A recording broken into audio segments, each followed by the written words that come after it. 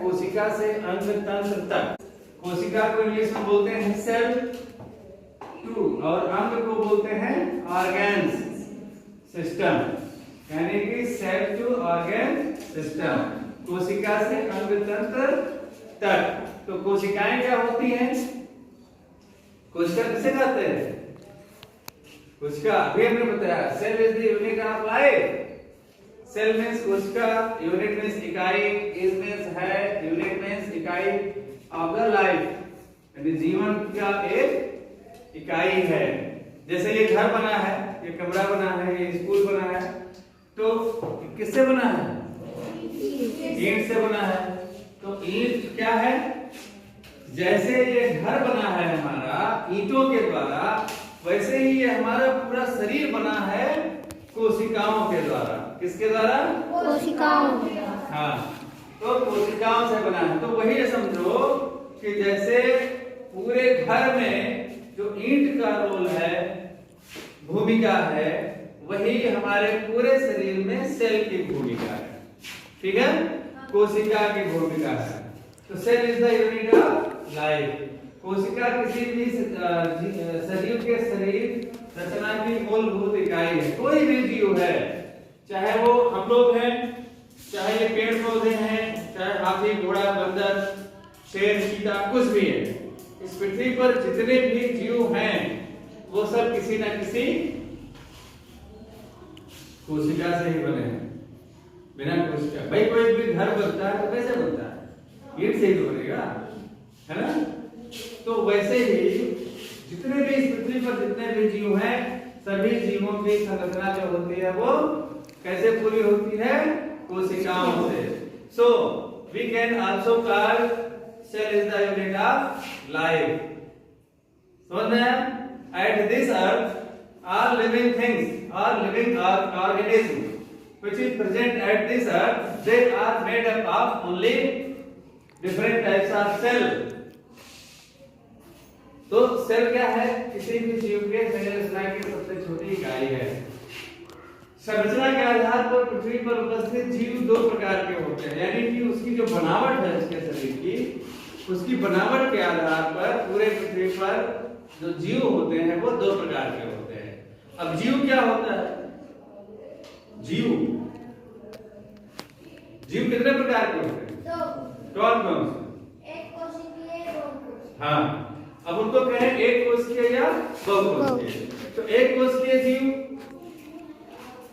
जिनके पूरे शरीर की संरचना देखो, एक कोशिकीय, और बस यूनिसेलुलर और मल्टीसेलुलर।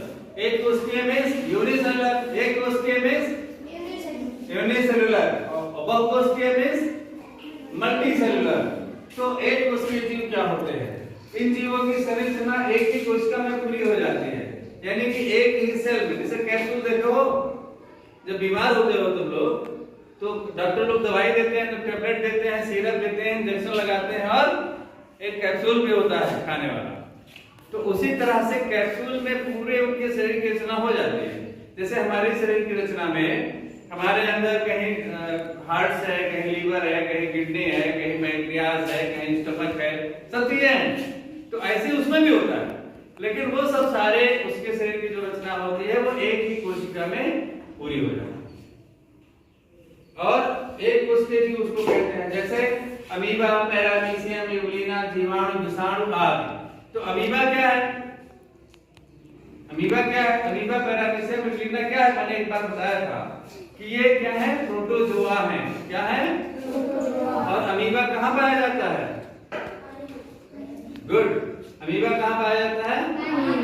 पानी में पाया जाता है। ठीक से बैठो, काफी आप कहाँ लेके बैठो, नीचे रखो काफी को। तो कहाँ पाया जाता है वो? पानी में पाया जाता है।